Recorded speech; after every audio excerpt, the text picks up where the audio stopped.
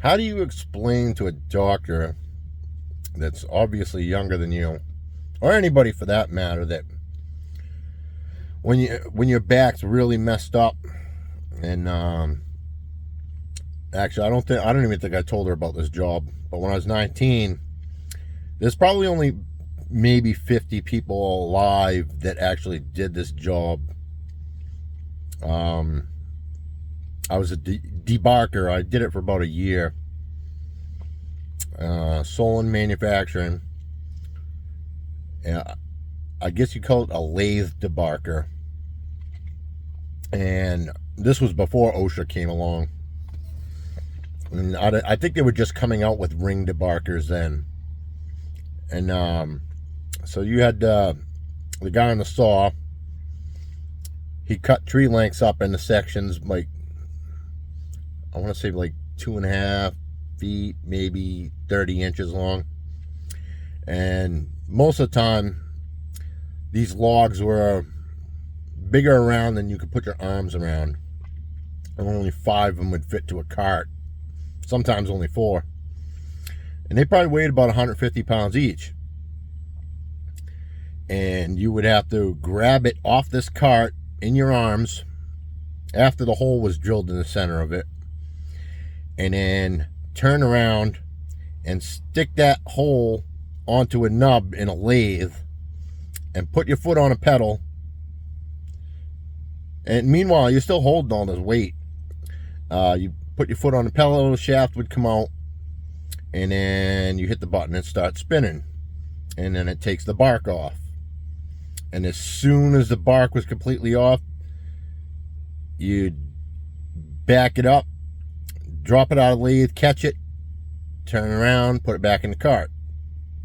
Or a different cart, rather, for the clean wood. So, I mean, this was like 8 hours a night, every night, 5 days a week.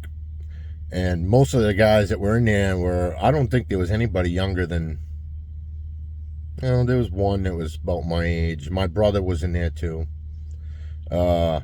He actually lost, a lot of people lost body parts on these machines. Yeah, I think the company still exists, but it might be out west in Wyoming or something, Solon Manufacturing. Yeah, there was a lot of twisting, a lot of weight, and it's all on my lower back, and mostly hurts when I lean to that point where I would have been picking up that wood out of the carts. And how do you explain a job like that to people that don't know? I mean, everybody else in the mill knew what that job entailed. The lathe operators, they usually couldn't do it. I almost couldn't do it myself, actually, and then I started building it up, muscle enough to do it. We called them the chopper ladies. They all knew what it entailed. You pretty much had to be high every night to do the job, to deal with the pain and the boring. Sometimes you get too high and you'd have to change that blade on the machine, and that gets scary. But people don't understand. Before OSHA actually made it worse. I mean, just for different parts of your body, they made it worse, because they made the company put in air things that were a lot slower and took longer, and there was a lot of hand injuries. I don't know. I'm only 19. Well, then. You could tell that things were getting bad because the wood started slowly getting smaller and smaller and smaller. We call them pecker poles, because by the time you took the bark off them and they get out to the lathe operators, just to make this clear, we were making your popsicle sticks and tongue depressors.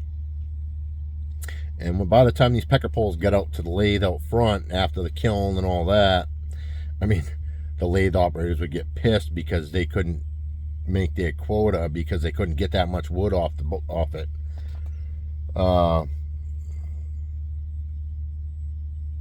Yeah, it was a pretty hard job. So if you know anybody that's ever done that, and like I said, I don't know if there was other companies that did it that way, but I'm guessing maybe 50 debarkers total have ever done it. I think there any did it before that. I don't know how long Solon Manufacturing, that mill was open, but probably all those people were. Most of the people I worked with had been there a long time. I remember Troy Gurley, Richard Poulin. Who else was there? There was a few more guys. I can't remember their names. I can't remember Paul's last name. Day shift, we really didn't care who they were, because night shift always outperformed day shift anyways. And in the end, I was one of the first they let go, and I asked why. I mean, not that I cared, but they said because to keep you, we'd have to let 2 other guys go. I mean, they could have been saying that just to make me feel better, but I kind of think it was true. I was a hard worker in that barker room. I'm not saying the other guys weren't, but